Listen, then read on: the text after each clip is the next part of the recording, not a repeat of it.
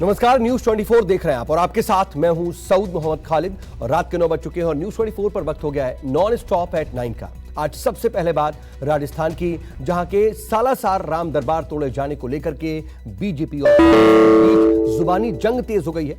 BJP Gehlot सरकार को हिंदू विरोधी बता रही है तो कांग्रेस इन्हें NHAI का मामला बताकर के गेंद बीजेपी के पाले में डाल रही है। आज राजस्थान विधानसभा में भी बीजेपी ने इस मुद्दे पर बहस की मांग की, लेकिन अध्यक्ष ने इसकी इजाजत नहीं दी। इन सब के बीच केंद्रीय मंत्री नितिन गडकरी ने भी कांग्रेस के आरोपों को सिरे से खारिज कर दिया है। राजस्थान बीजेपी के ट्विटर हैंडल से जारी ये वीडियो इस बात का सबूत है कि कैसे सियासी पार्टियां अपने एजेंडे के विस्तार के लिए समाज में नफरत का जहर घोलती हैं, सांप्रदायिक उन्माद पैदा करने की कोशिश करती हैं, आम आदमी की धार्मिक भावनाओं का इस्तेमाल करती हैं, लोगों को उकसाती हैं, अमन चैन और भाईचारे के लिए खतरा पैदा करती हैं। जेसीबी मशीन से मंदिर का गेट तोड़े जाने का ये वीडियो राजस्थान के चूरू जिले में स्थित सुजानगढ़ शहर के प्रवेश द्वार पर राम दरबार की मूर्ति लगे द्वार का है, जिसे सड़क निर्माण के लिए 15 मार्च की रात को जेसीबी के जरिए ढा दिया गया। 16 मार्च को हिंदू संगठनों ने रास्ता जाम कर प्रदर्शन किया और बीजेपी के तमाम नेता गहलोत सरकार को हिंदू विरोधी बताने लगे, हिंदुओं को नींद से जगाने लगे, कांग्रेस को मिट्टी में मिलाने का संकल्प लेने लगे।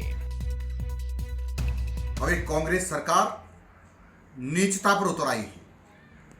हिंदू समाज का और हिंदू आस्था केंद्र को तोड़ने लगी है। आपको जानकारी मिली होगी कि चूरू जिले के सुजानगढ़ के एक भगवान के मंदिर के जाने वाले रास्ते में एक बहुत बड़ा गेट, भव्य गेट बना हुआ था। उसके ऊपर भगवान राम, सीता, लक्ष्मण और हनुमान जी की मूर्तियां विराजमान थी। उनको आधी रात को जाकर के चोरों की तरह, डकैतों की तरह और मशीनें लगाकर, बुलडोजर लगा करके उसको ढहा दिया है। ये हमारे भगवान का अपमान किया है, भगवान राम का अपमान किया है, सीता माता का अपमान किया है, हनुमान जी का अपमान किया है। अब सोने का समय नहीं है। जागो हिंदुओं, जागो जागो। राम दरबार जो एक विशाल दरवाजे पर बना हुआ था, उसको जिस प्रकार अधिकारियों ने तोड़ा है, मूर्तियों को तोड़ा है, वो निंदनीय है। एक तरफ उत्तर प्रदेश के अंदर बुलडोजर, सरकार ने बुलडोजर चला के राम मंदिर के निर्माण के मार्ग को प्रशस्त किया, वहीं गहलोत साहब की सरपरस्ती में चलने वाली सरकार के करिंदों ने राम के मंदिर को तोड़ा है। हम इस बात को लेकर आंदोलन भी करेंगे और जनता के बीच में भी जाएंगे। 19 मार्च को राजस्थान बीजेपी ने अपने आधिकारिक ट्विटर हैंडल से इस वीडियो को साझा करते हुए इसे गहलोत सरकार की निशाचरी करतूत बताया। राजस्थान बीजेपी ने ट्वीट किया, सुजानगढ़ में गहलोत सरकार की निशाचरी करतूत। अंधेरी रात में भगवान राम और उनके दरबार की मूर्तियों पर गहलोत सरकार ने चलाया बुलडोजर। गहलोत जी, नहीं भूलेंगे हम। बीजेपी आईटी सेल के अध्यक्ष अमित मालवीय ने इस ट्वीट को रीट्वीट कर कांग्रेस की तुलना मुगलों से कर दी। अमित मालवीय ने लिखा, पहले मुगल थे, अब कांग्रेस। मामला तूल पकड़ा तो चूरू पुलिस की सफाई आई। पुलिस के मुताबिक सड़क को चौड़ा करने के लिए ही इस द्वार को तोड़ा गया है, जिसे विस्तारीकरण के दौरान दोबारा बनवा भी दिया जाएगा। लेकिन अब राजस्थान सरकार के बयान से पूरा मामला बीजेपी के खिलाफ हो गया है। मुख्यमंत्री अशोक गहलोत के सलाहकार संयम लोढ़ा ने 2 टूक कह दिया है कि इस द्वार को national highway authority of India के प्रोजेक्ट के नाम पर तोड़ा गया है, लिहाजा इसका जवाब केंद्रीय मंत्री नितिन गडकरी को देना चाहिए। NHAI के इस प्रोजेक्ट से राजस्थान की कांग्रेस सरकार का कोई लेना देना नहीं है। इस घटना का दोषारोपण राजस्थान की सरकार के मध्य किया जा रहा है। वो NHAI उसका निर्माण कर रही है और ये 100 किलोमीटर का सड़क NHAI ने मंजूर किया है, उन्हीं का काम चल रहा है और उसी के ठेकेदार ने ये तोड़फोड़ की है और ये सारा काम भारतीय जनता पार्टी, नरेंद्र मोदी और नितिन गडकरी की सरकार ने किया। बीजेपी ने इस मुद्दे को राजस्थान विधानसभा में भी उठाने की कोशिश की, लेकिन स्पीकर ने इसकी इजाजत नहीं दी। विधानसभा में उप नेता प्रतिपक्ष राजेंद्र राठौड़ ने सरकार से इस मुद्दे पर जवाब मांगा, लेकिन स्पीकर सीपी जोशी ने कहा कि ये मुद्दा NHAI का है, जो केंद्र सरकार के अधीन है। ऐसे में विधानसभा में इस पर कोई चर्चा मुमकिन नहीं है। स्पीकर ने तो यहाँ तक कह दिया कि अगर वो इतने ही उतावले हैं तो फिर गडकरी जी को फोन कर लें। अध्यक्ष महोदय, मैंने प्रस्ताव दिया था सालासर के अंदर जो मुख्य द्वार को जिस प्रकार ध्वस्त किया गया है राम दरबार के लिए, आप पार्लियामेंटेरियन है, आपसे बड़ा पार्लियामेंटेरियन अभी हाउस में एक आधा ढूंढना पड़ेगा। जो सब्जेक्ट सेंटर का है, उस सब्जेक्ट को विधानसभा में डिस्कस नहीं किया जा सकता। ये एनएचए जो है वो रोड भारत के सड़क निर्माण विभाग ने इस लेन को एक्विजिशन की है, उसी का कॉन्ट्रैक्टर इसको ने काम किया है। ये दुर्भाग्यपूर्ण है कि भगवान श्री राम की मूर्ति जो लगी हुई है उसको जिस तरह से गिराया, दुर्भाग्यपूर्ण है।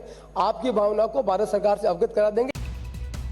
राजस्थान कांग्रेस ने सड़क परिवहन एवं राजमार्ग मंत्रालय के एक पत्र को रीट्वीट किया, जिसके जरिए दावा किया कि बीजेपी झूठ और अफवाह के जरिए लोगों को भरमाने की कोशिश कर रही है, जबकि चिट्ठी में साफ लिखा है कि राजस्थान सरकार के साथ NHAI ने इस सड़क के चौड़ीकरण के लिए अनुबंध किया था।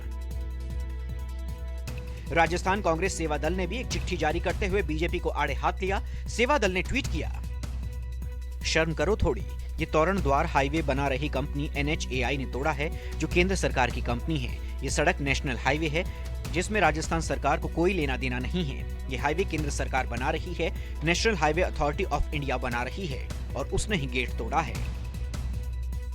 हालांकि बीजेपी IT सेल ने जवाबी चिट्ठी जारी करते हुए कांग्रेस को ही झुठला दिया। राजस्थान के सीकर से बीजेपी सांसद स्वामी सुमेधानंद सरस्वती भी कांग्रेस को ही कसूरवार ठहरा रहे हैं।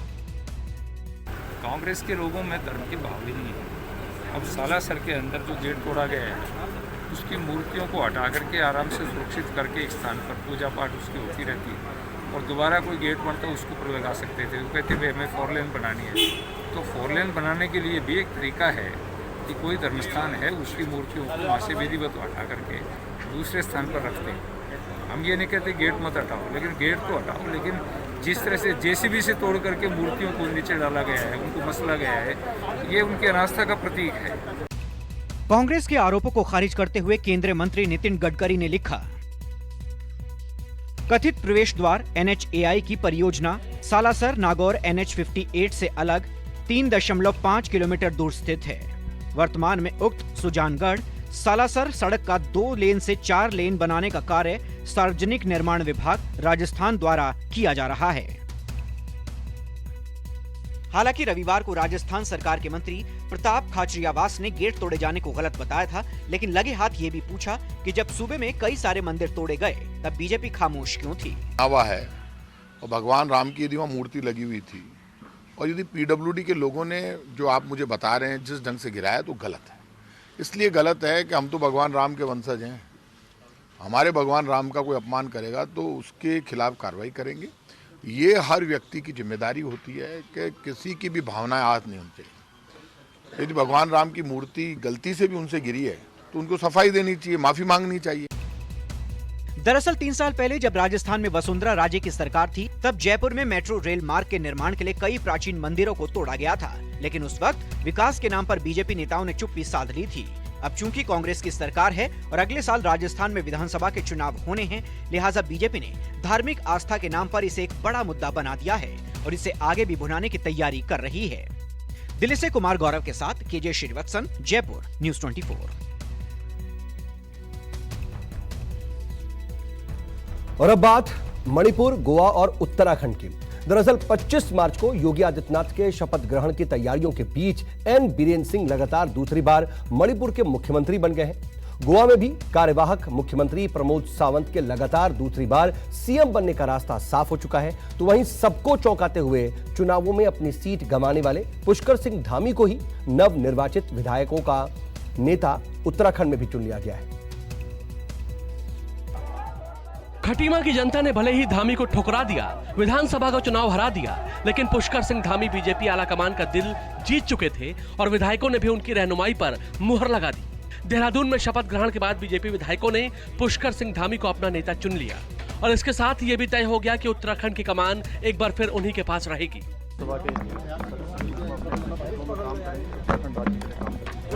4 जुलाई 2021 को पुष्कर सिंह धामी उत्तराखंड के 11वें मुख्यमंत्री बने थे, लेकिन 6 महीना पूरा होते ही इससे पहले ही चुनाव की अधिसूचना जारी हो गई। धामी के नेतृत्व में बीजेपी ने उत्तराखंड में हर 5 साल बाद सरकार बदलने का मिथक तोड़ा और पार्टी को पूर्ण बहुमत दिला दिया। हालांकि पार्टी का चुनावी बेड़ा पार कराने वाले धामी खुद खटीमा से अपना चुनाव हार गए और तब से यही माना जा रहा था कि धामी को अब CM पद शायद ही मिल पाए, लेकिन पार्टी के बड़े नेताओं ने धामी पर भरोसा दिखाया और नव निर्वाचित विधायकों ने भी उन्हें ही अपना रहनुमा मान लिया। बीजेपी की तरफ से पर्यवेक्षक बनाए गए रक्षा मंत्री राजनाथ सिंह ने धामी को बधाई दी, उनके नेतृत्व की तारीफ की। सारे के सारे 47 विधायकों ने बिल्कुल करतल ध्वनि से श्री पुष्कर धामी का समर्थन किया। इसीलिए अंत में मैंने पुष्कर धामी को विधायक दल के नेता के रूप में निर्वाचित घोषणा की। उत्तराखंड की तरह गोवा में भी कार्यवाहक मुख्यमंत्री प्रमोद सावंत के नाम पर मुहर लग गई। पणजी में पार्टी के नवनिर्वाचित विधायकों ने सावंत को अपना नेता चुन लिया। गोवा में बीजेपी के पर्यवेक्षक बनाए गए केंद्रीय मंत्री नरेंद्र सिंह तोमर ने इसकी घोषणा कर दी।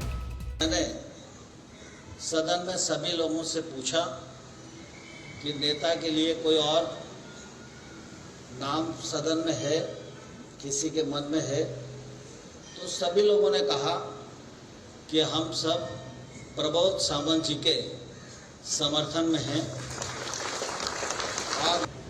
और वो अब अगले 5 साल के लिए भी राज्य विधानमंडल दल के नेता आज चयनित हो गए हैं।